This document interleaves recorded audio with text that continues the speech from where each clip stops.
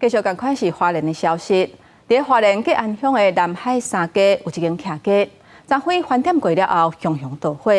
因为迄当阵风势真透，一个规排8间厝全随拢烧起来。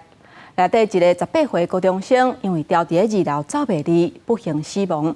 另外，还佫有3个人受伤送病院。消防人员初步判定，不排除是1楼的车库倒火，若详细原因还要调查。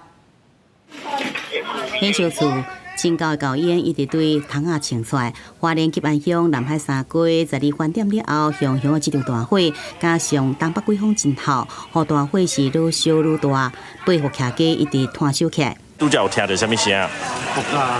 大声。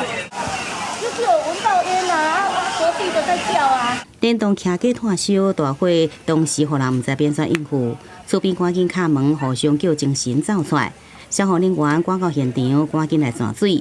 有人互救出时阵，互高烟砸着伤，也有人互大火惊精神，一直咧哭。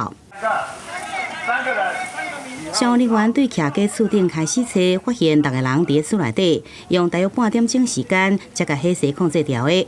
大火收走了后，发现导火即户2楼的房间内底，一个18岁4工的男高中生未火走，烧死伫内底。那我们到达现场的时候，总共有6名民众受困在住宅里面啦。那另外有2位是自行逃出，3位是救出。那目前有1名高中生不幸罹难。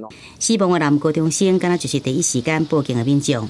调查人员发现，1楼车库内底汽车甲电脑设备烧甲是真严重，无排除可能就是导火所在。这场1人死亡、3人受伤的火灾意外，详细导火原因也要调查。就是先甲火场封锁起来进行调查。记者自红霞报道。